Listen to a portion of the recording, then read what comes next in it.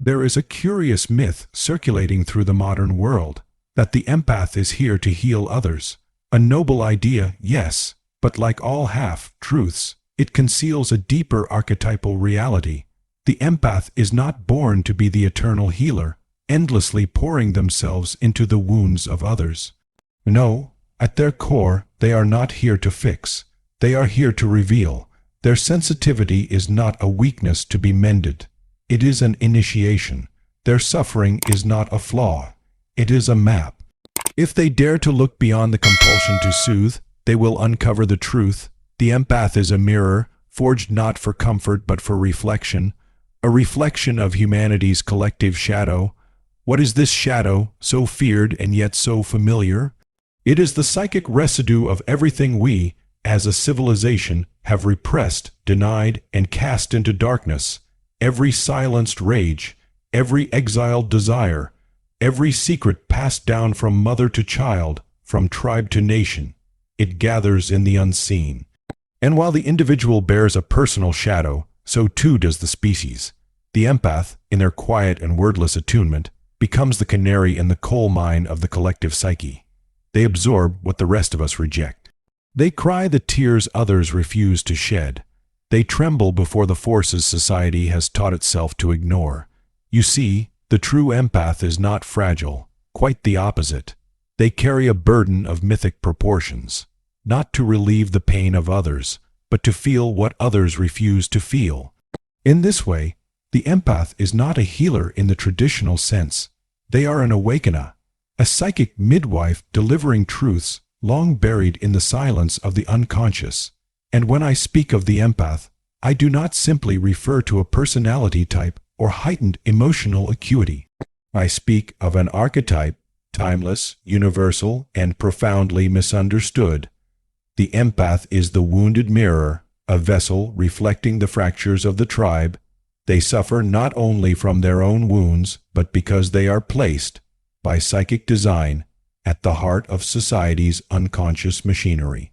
What they feel is not merely their own, it is ancestral, it is collective, it is the echo of forgotten generations, the scream of the silenced, the shame carved into the body by centuries of trauma.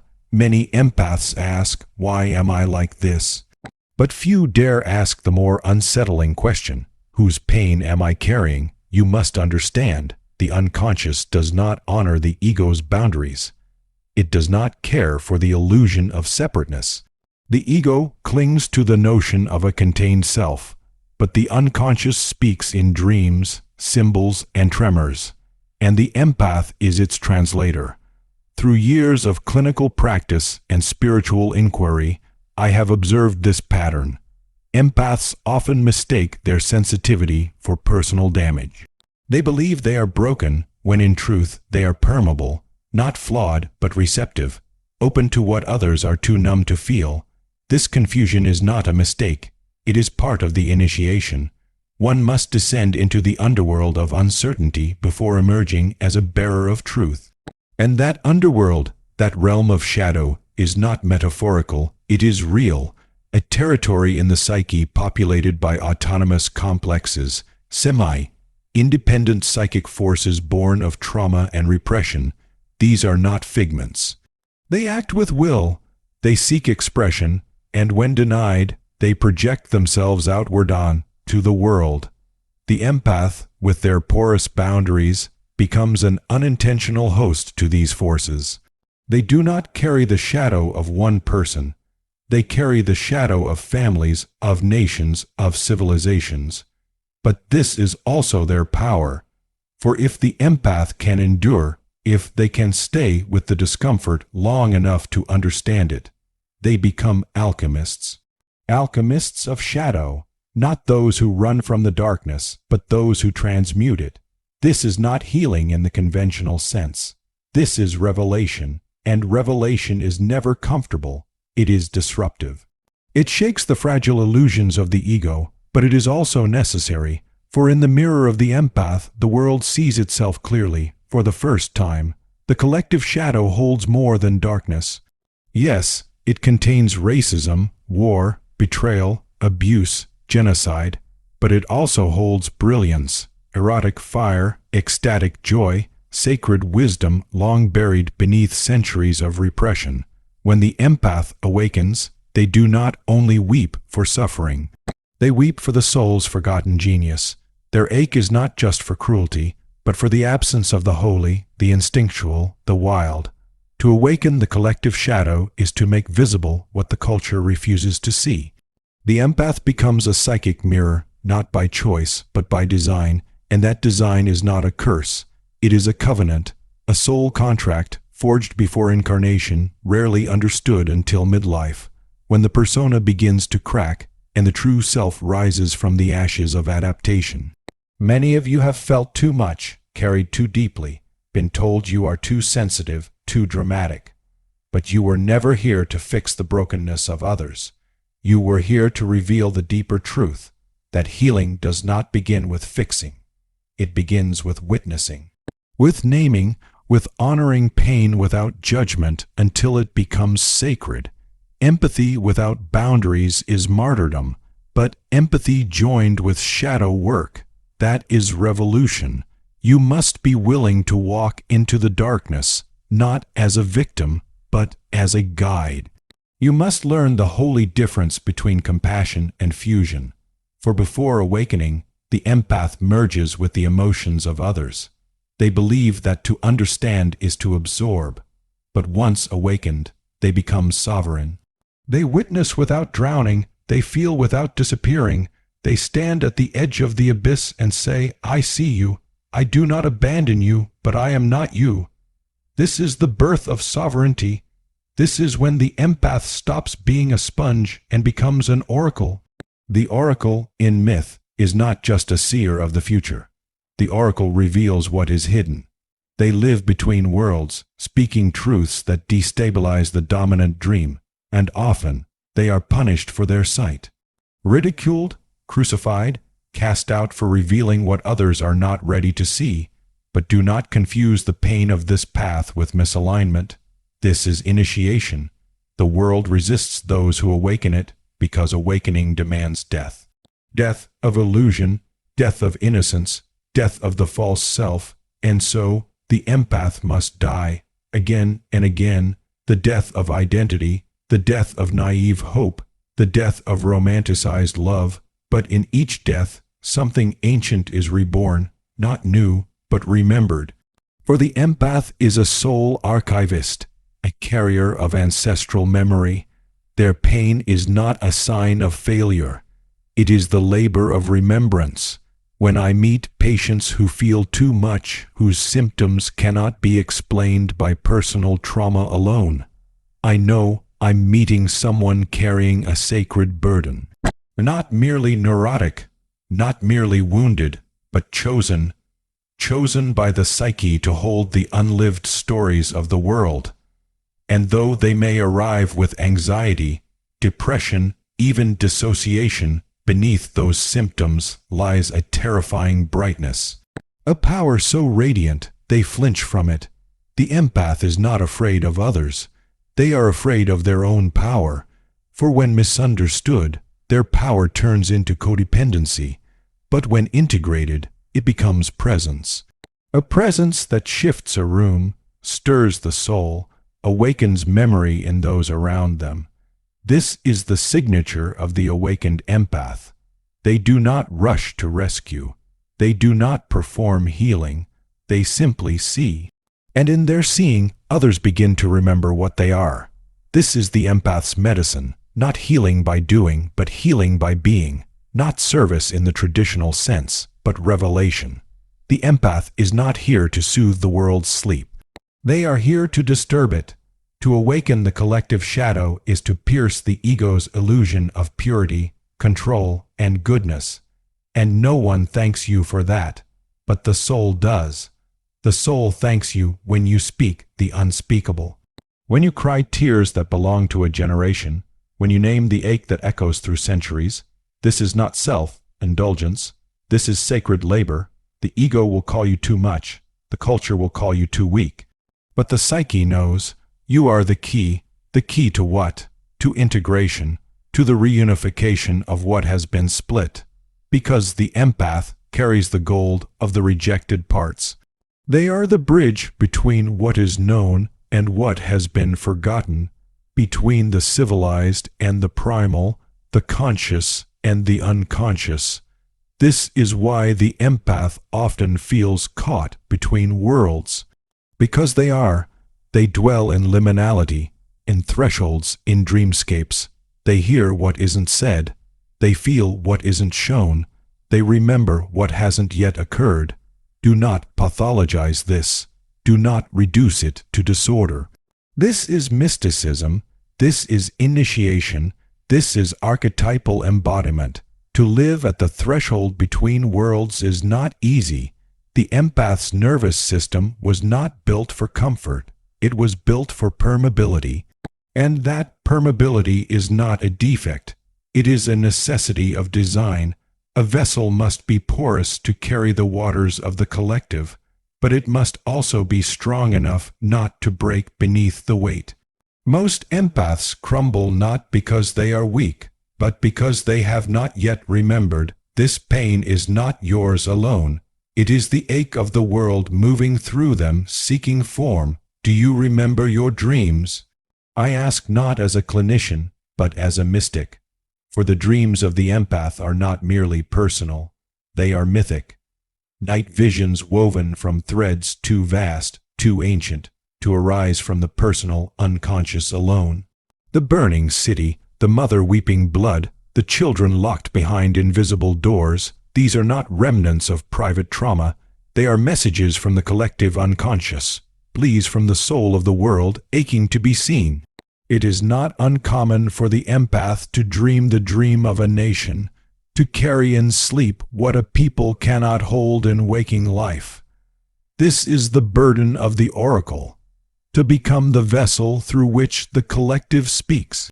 And when this capacity is unacknowledged, the empath lives in chronic overwhelm, not because the world is too much, but because they are interpreting the world through a personal lens, when what is needed is symbolic vision. Symbolism is the mother tongue of the unconscious.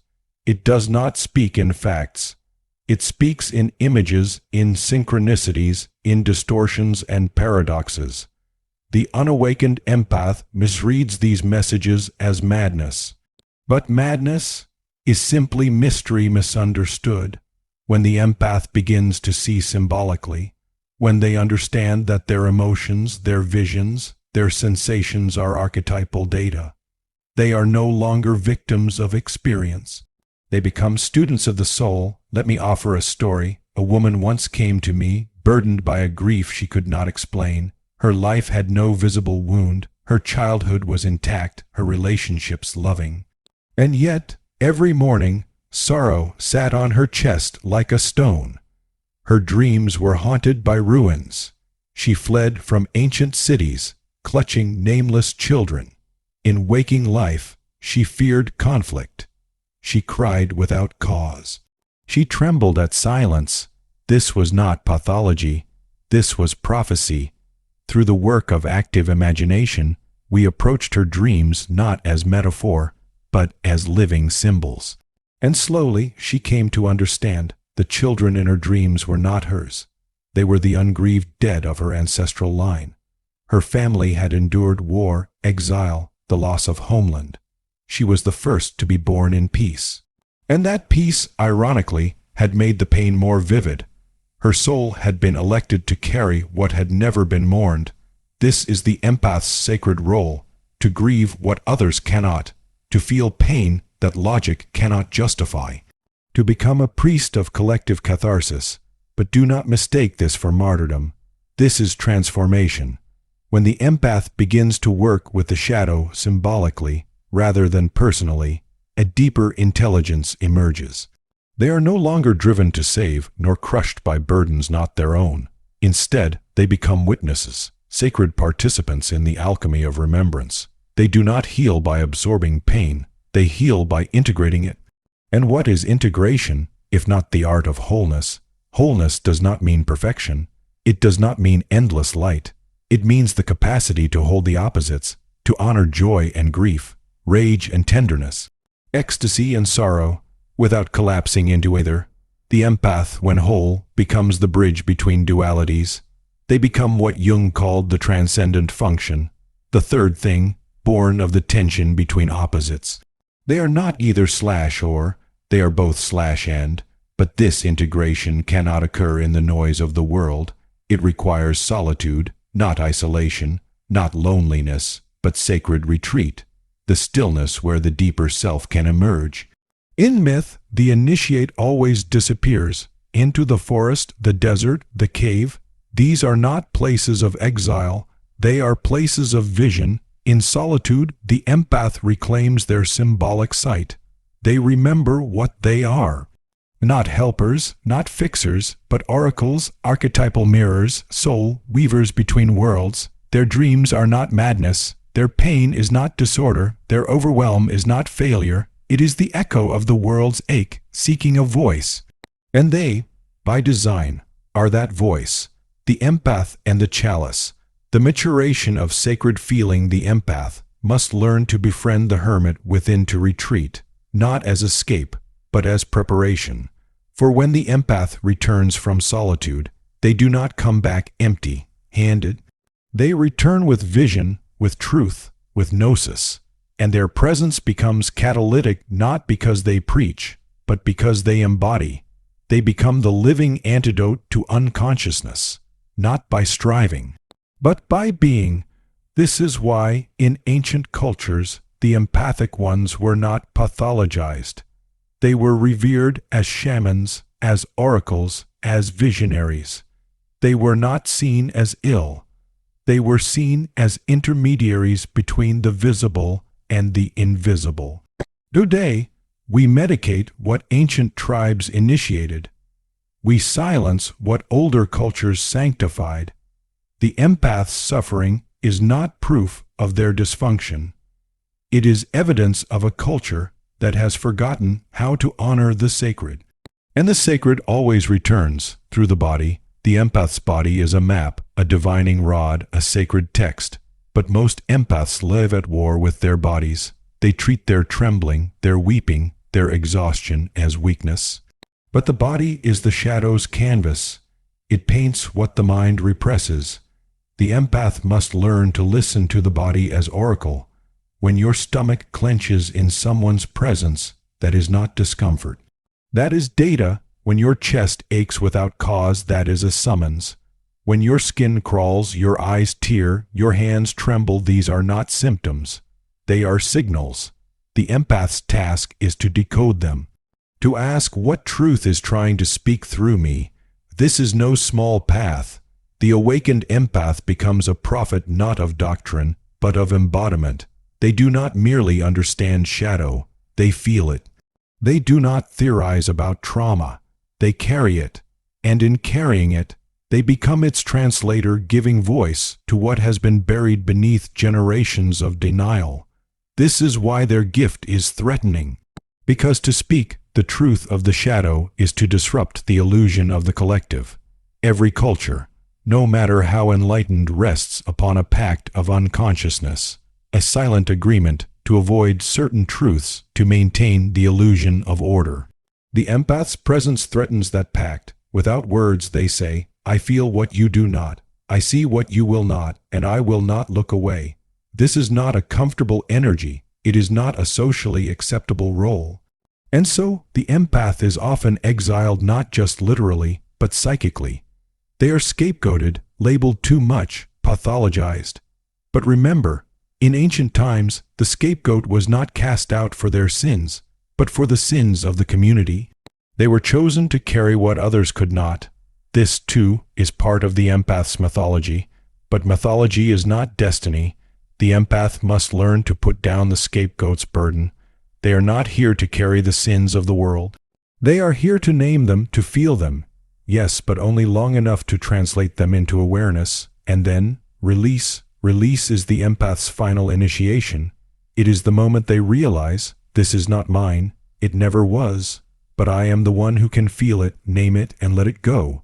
That moment is liberation, that moment is sovereignty, that moment is the reclamation of the empath's true purpose, not to heal, not to serve, but to awaken. Awaken to what? To the truth that the collective shadow is not evil. It is unlived life. It is what we've not yet dared to integrate, and the empath's gift is to lead the way, not by force, not by argument, but by embodiment, by standing in the fullness of their sensitivity, without shame, by modeling what it means to feel deeply and live freely, by daring to say, yes, I feel, yes, I tremble, yes, I carry what is not mine but only for a time, and then I return it, transformed, to the world. This is the alchemical act, to take in the lead of unconsciousness and return the gold of awareness. The empath, when awakened, becomes the alchemist of shadow. No longer drowning in emotion, they are swimming in mystery. No longer lost, they are initiated, and to be initiated is not to graduate into comfort. It is to cross a threshold from which there is no return. The empath who has awakened to their true function no longer fits into the world as it was. They no longer perform roles or placate social norms or participate in unconscious dynamics. They become emissaries of the soul's evolution. And yet, this awakening arrives not in one flash, but in waves. Some gentle, others cataclysmic. First comes disillusionment, the realization that the urge to help was often a defense against their own inner chaos. They see that empathy without boundaries is self-erasure. Then comes collapse, the sacred exhaustion when they can no longer carry the world and must learn to carry themselves. And finally, if they endure, comes the remembering, I was never here to fix. I was here to feel. Feeling, in its deepest form, is sacred perception. It is not the opposite of thinking, it is its complement, the right hand of intuition. When purified through shadow work, the empath's feeling function becomes a compass guiding them toward what is true, even when truth is unwelcome. But truth, when wielded without grace, becomes a weapon. And so the next stage of the empath's maturation is this: to wield their vision with compassion. The unawakened empath seeks validation. The awakening empath seeks catharsis. But the mature empath seeks connection, not fusion but true contact between sovereign souls. This requires humility. The empath must realize feeling is not enough. They must develop discernment. Not all pain is theirs to hold. Not all suffering is theirs to mirror. The world is full of unresolved energy. The empath must learn to ask, is this mine to carry, or simply a familiar echo calling me into an old pattern? The danger is romanticization. Many empaths mistake emotional chaos for spiritual depth. But chaos without clarity is not mysticism. It is confusion. The empath's task is not to dissolve into feeling, but to refine it, to become not a sponge, but a chalice. Yes, the chalice, that ancient symbol, the vessel, the container of mystery. In the Grail legends, the chalice receives the blood of the wounded king. It does not symbolize bleeding. It symbolizes sanctification. The empath, awakened, becomes this chalice, not the wound, but the holy vessel through which pain becomes prophecy and shadow becomes soul. The empath as chalice, not wound. The empath must become the chalice, not the wound.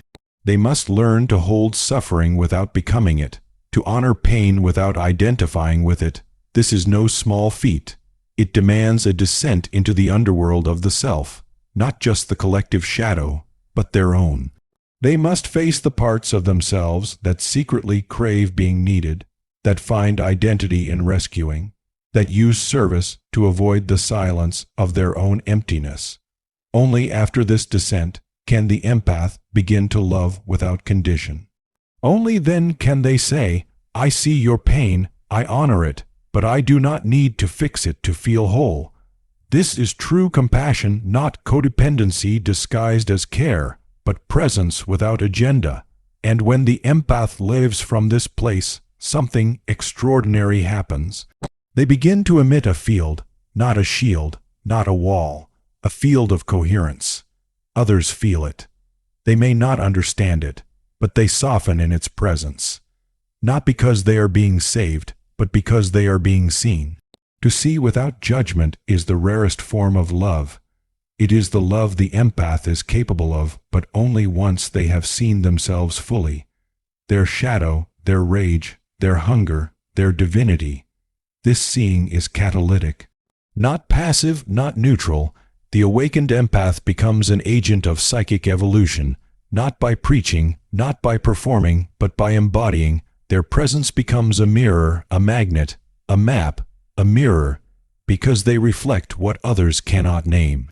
A magnet, because they draw forth what is hidden. A map, because they model the journey from unconscious fusion to sovereign presence.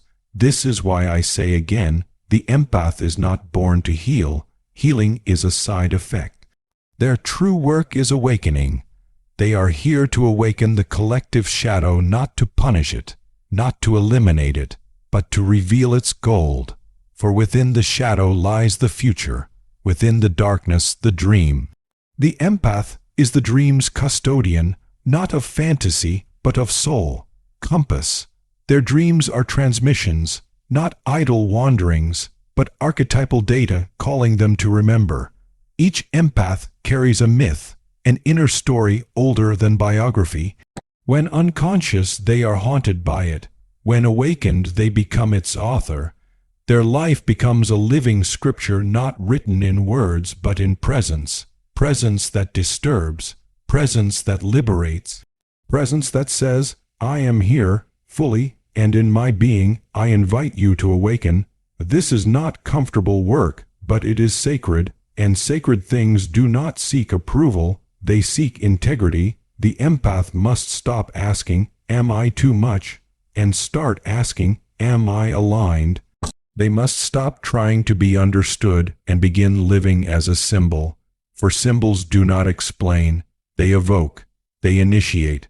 The awakened empath becomes a living symbol of wholeness, not perfection, but the capacity to hold opposites, to walk between light and shadow, dusk and dawn, and know that the twilight is not failure.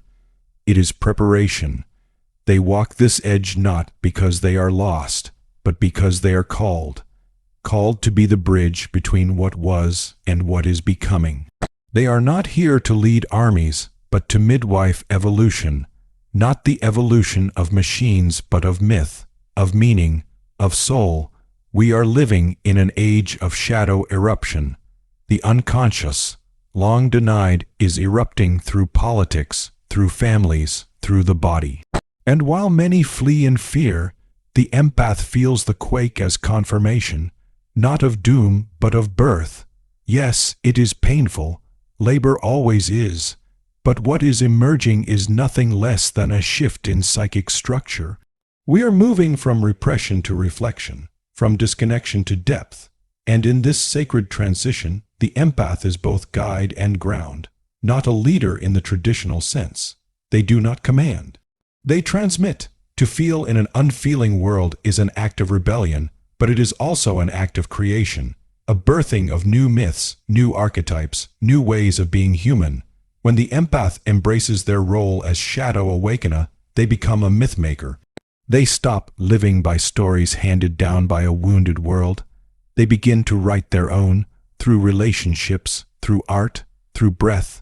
They speak in the languages the world has forgotten, the tongue of metaphor, of symbol, of dream. Do you understand the power of this? You were never meant to fit the old paradigm. You are here to reveal its limitations, to whisper of a deeper order, a more ancient knowing. It lives in your gut, in your heart, in your bones. This knowing is not taught. It is remembered, and it is remembered the moment the empath stops asking for permission and starts living as the permission itself. Stand in your knowing.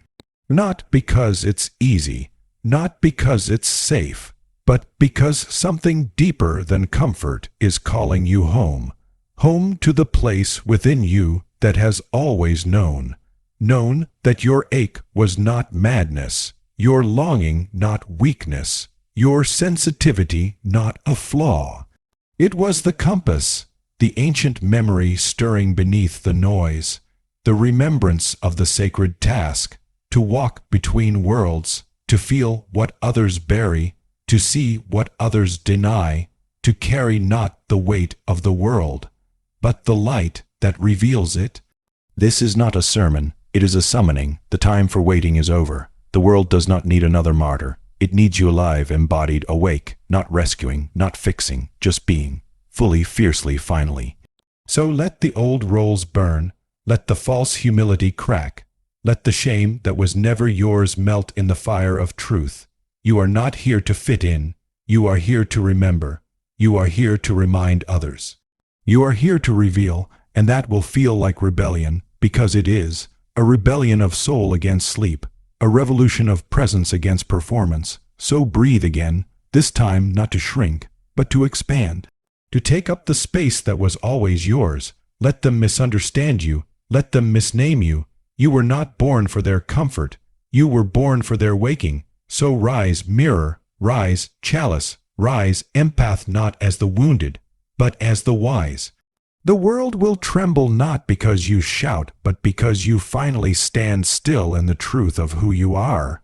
This is your moment, and this time you do not need to explain it. You need only to live it. Let the awakening begin.